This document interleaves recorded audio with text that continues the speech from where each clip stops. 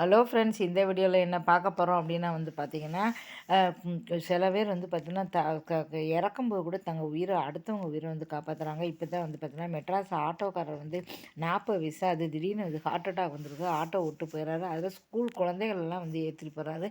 ஐயோ! இப்போ நெஞ்சு வலி இருக்குது. இப்போ என்ன செய்ய சொல்லிட்டு நெஞ்சை பிடிச்சிக்கிட்டு அப்படியே பத்திரமா ரோட்டு ஓரமாக நிறுத்தி குழந்தைகளை சேஃபான இடத்துல நிறுத்தியிருக்காரு. நிறுத்திட்டு அப்படியே நெஞ்சை பிடிச்சிட்டு கீழே விழுந்துட்டாரு.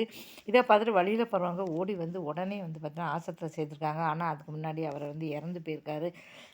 தனக்கு கடுமையான நெஞ்சு வலி வந்தப்போ கூட அந்த குழந்தைகளை பார்த்தீங்கன்னா சேஃபாக நிறுத்திட்டு போயிருக்காரு அப்படின்னு சொல்லிட்டு எல்லாருமே ஆட்டோக்காரரை பாராட்டுறாங்க. இருந்தாலும் அவர் இறந்து போனதை நினச்சி எல்லாருமே ரொம்ப ரொம்ப வருத்தத்தில் இருக்காங்க. யார் எப்போ இறப்பாங்கன்னு இப்போ சொல்ல முடியாது.